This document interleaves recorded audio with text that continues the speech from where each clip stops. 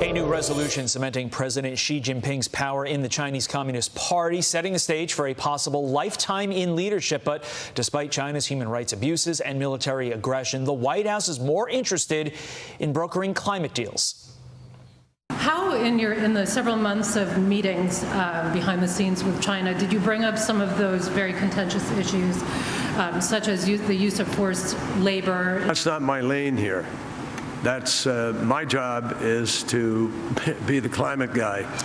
That, of course, our favorite climate envoy, John Kerry. This, of course, our favorite Asia expert, senior fellow at the Gatestone Institute, author of The Coming Collapse of China and The Great U.S.-China Tech War, Gordon Chang. Gordon, great to see you. Are you worried that this action increases our chances of conflict with the Chinese? Oh, certainly.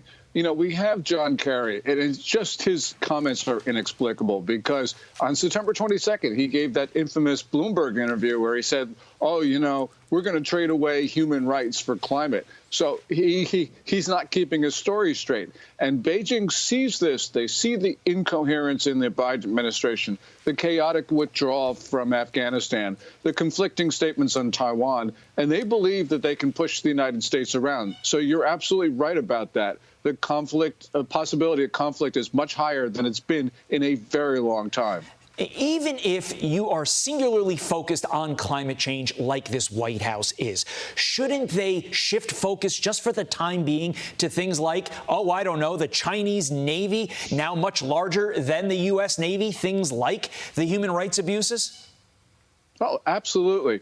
First of all, China is threatening the United States like it hasn't in a long time. And it's not just the size of their Navy. It's their deliberately spreading disease. They're deliberately selling fentanyl into the United States. You go through the list of things that have resulted in infections in the U.S. as well as deaths. And, you know, if you don't impose costs on China, then they'll continue these malicious attacks on our society. So the Biden administration obviously needs to look at something beyond climate because Americans are dying. We've got only a minute left. Big picture. You say China is in trouble and you worry that this wounded animal could be particularly dangerous to us. Why? Well, first of all, you've got simultaneous crises. You've got a stagnating economy, the rolling power outages, COVID-19 outbreaks, which are accelerating, food shortages, a restive population, deteriorating environment. I think that Xi Jinping is going to look for an enemy. Mao Zedong did the same thing in 1966, but he couldn't plunge the world into war.